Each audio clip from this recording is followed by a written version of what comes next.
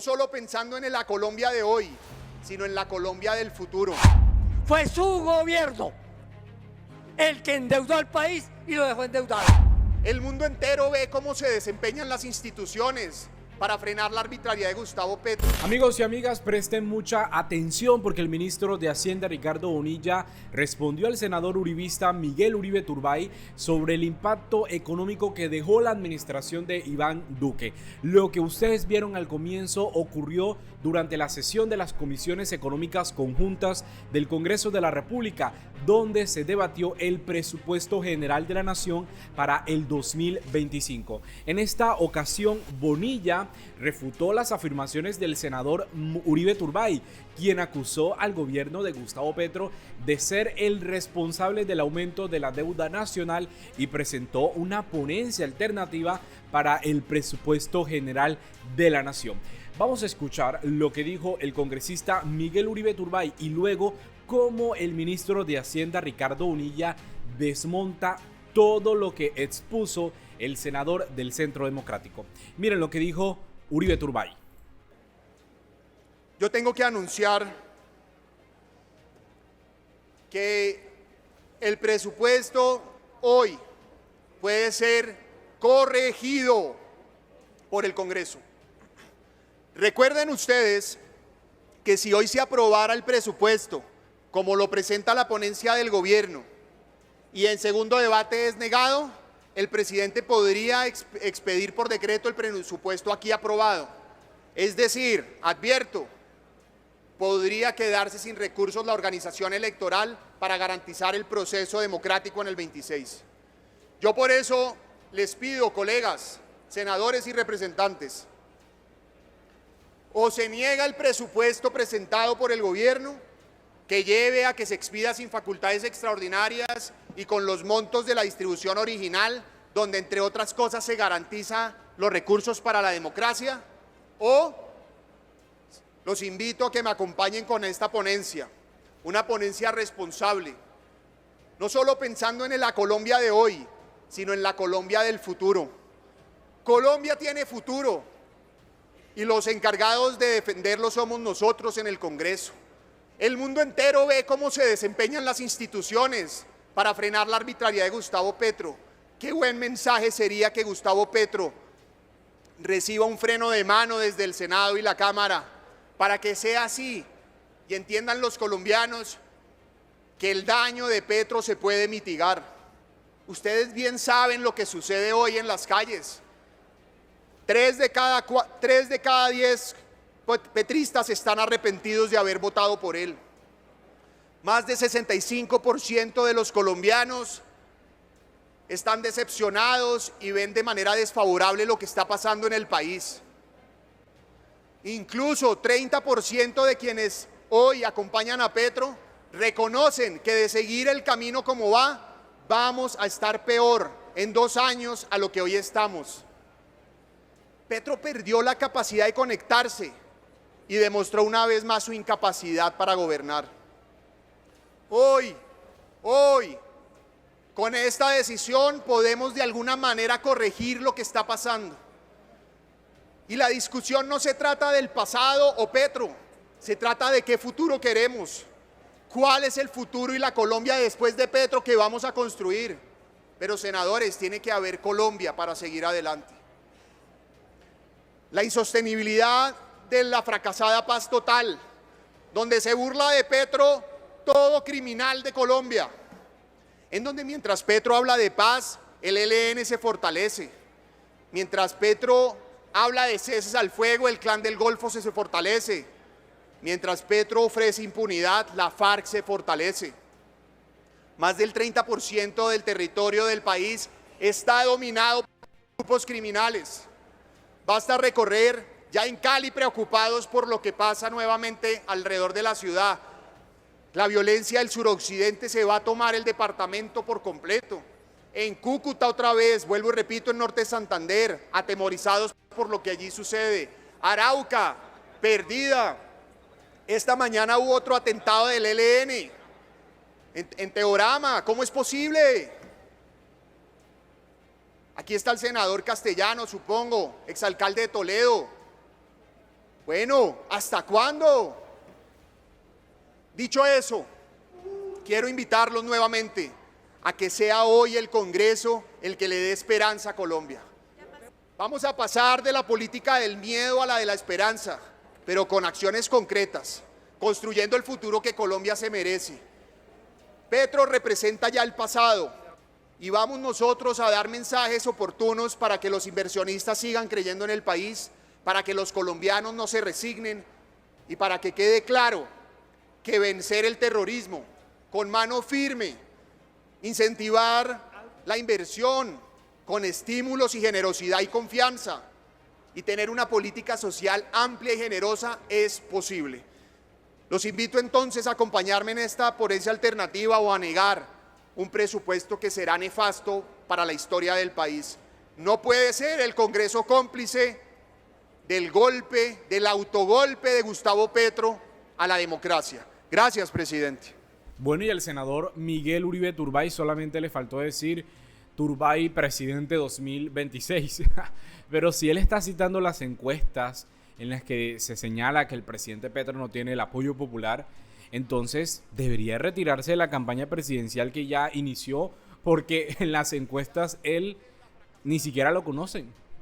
Porque si estamos hablando de esos estudios estadísticos que realizan, cuestionables, debatibles, claro, sí, por supuesto, entonces tenemos que también aplicárselos a él para que entienda entonces el supuesto descontento social y que entonces se presenta e intenta hacerlo como un candidato independiente. Solamente también le faltó decir mano firme, corazón grande, para hacerle honor al eslogan de su partido Centro Democrático. No solamente es la estrategia de Miguel Uribe Turbay en señalar que el presidente Gustavo Petro piensa apropiarse de la registraduría para no permitir las elecciones de 2026, sino que además es una estrategia para no dejarle al gobierno maniobras con el presupuesto general de la nación. Por eso, de la siguiente manera le responde el ministro de Hacienda, Ricardo Bonilla, que en cuestión de minutos desmonta todo lo que expuso el senador del Centro Democrático. Miren lo que dijo el ministro Ricardo Bonilla. Y sobre la ponencia del senador Uribe ataca al gobierno diciendo que lo estamos endeudando más al país. No, senador Uribe, fue su gobierno el que endeudó al país y lo dejó endeudado. Y nosotros estamos pagando esa deuda.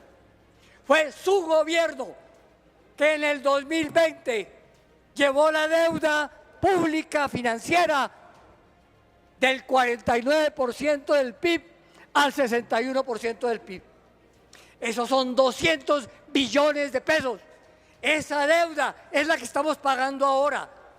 Por esa razón tenemos que pedir cada vez más recursos para el servicio de la deuda y eso erosiona las necesidades de inversión del país.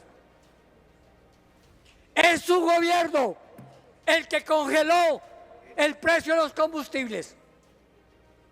Es su gobierno el que nos dejó la deuda del Fondo de Estabilización de Precios de los Combustibles.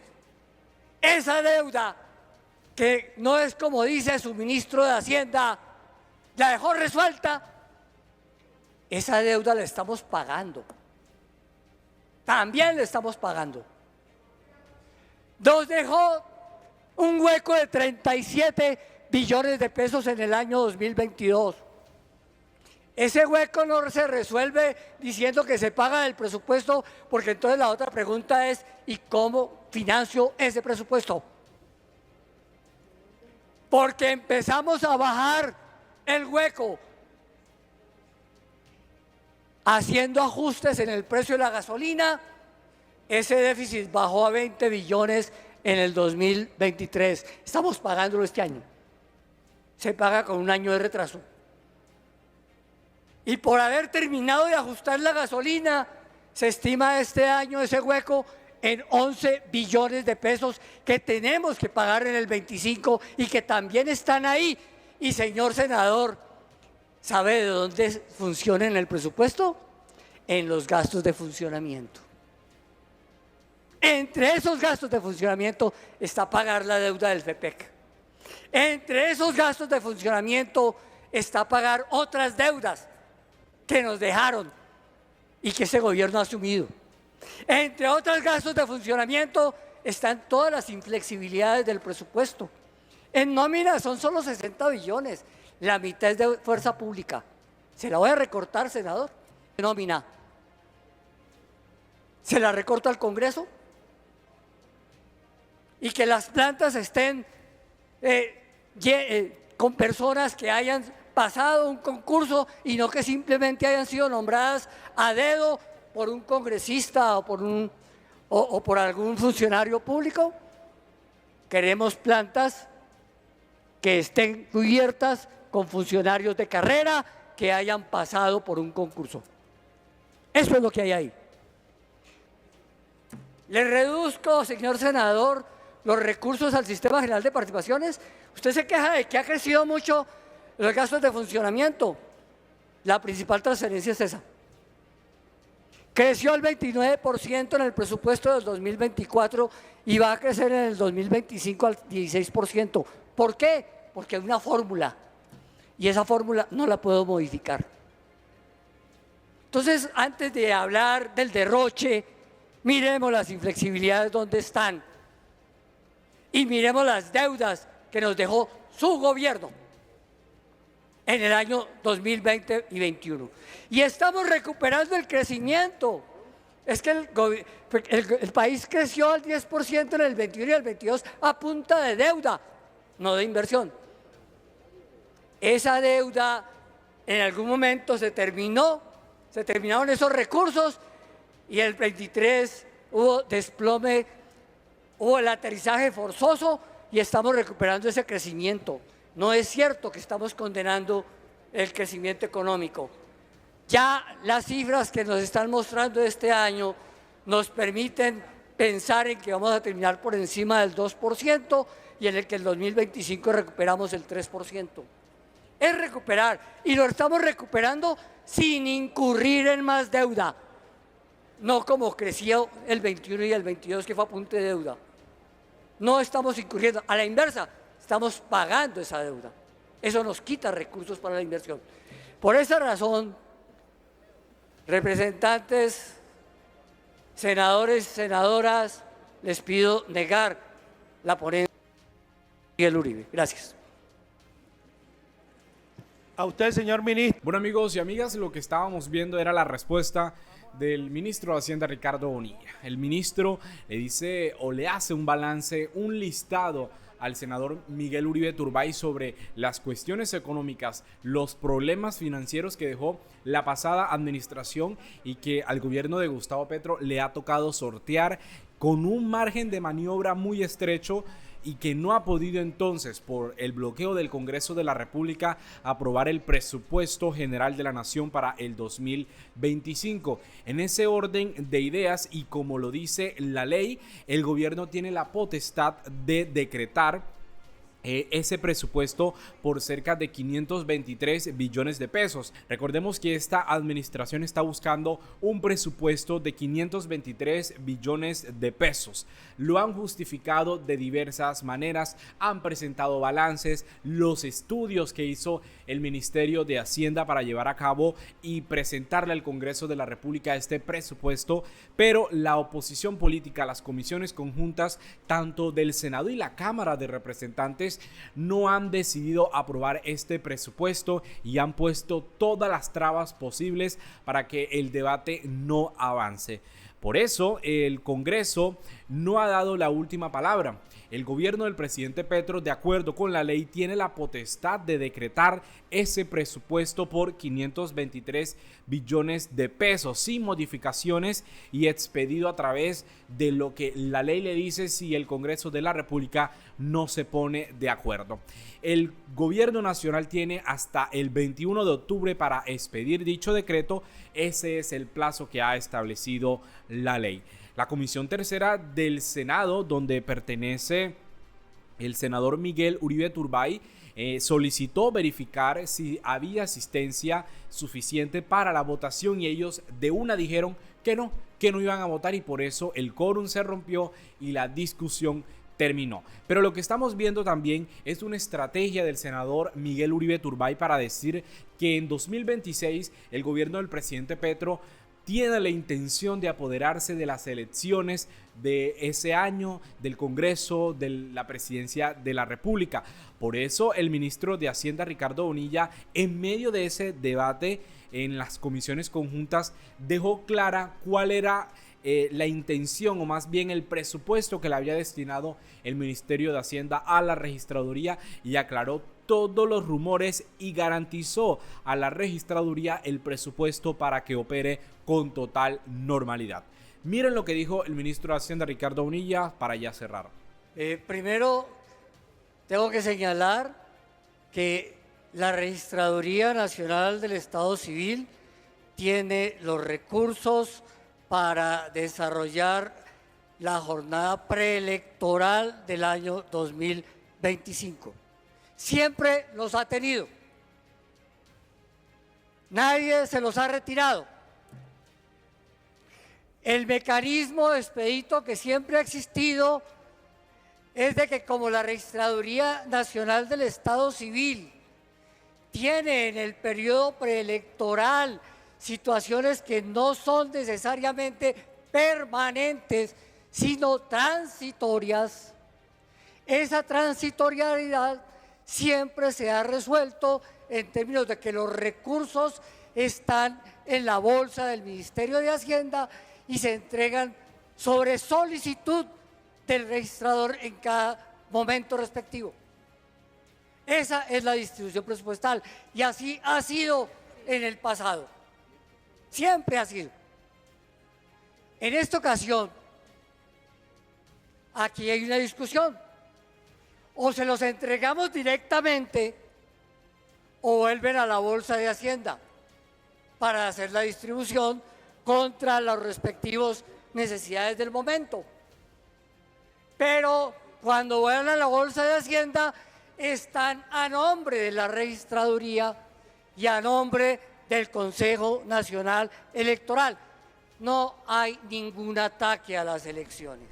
Esa es la respuesta del gobierno nacional. No hay ningún ataque a las elecciones ni al proceso preelectoral que debe adelantar la registraduría del Estado Civil en 2025 y 2026. Pero ya para finalizar, miren el trino con el que intenta engañar a la opinión pública el senador Miguel Uribe Turbay. Él hace un video desde la Cámara de Representantes y dice que han negado el presupuesto de Petro y salvó, porque la estrategia de él es presentarse como salvador del país.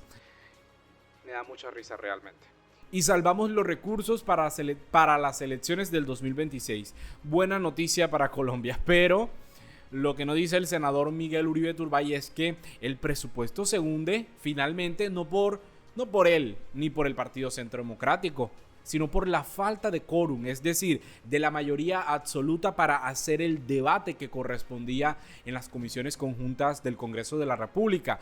Y estamos viendo que en la parte de la registraduría el gobierno ha reconocido una alerta que en su momento envió una senadora de la República y está presentando no solamente la justificación que está en ese presupuesto para la registraduría, sino que ha dicho que van a garantizar todo el proceso que tenga que hacer este órgano del Estado con lo que respecta a las elecciones. Ahora, al aprobarse por decreto, se deberán aprobar los recursos que se presentaron inicialmente para esa entidad, que son de 2.6 billones de pesos.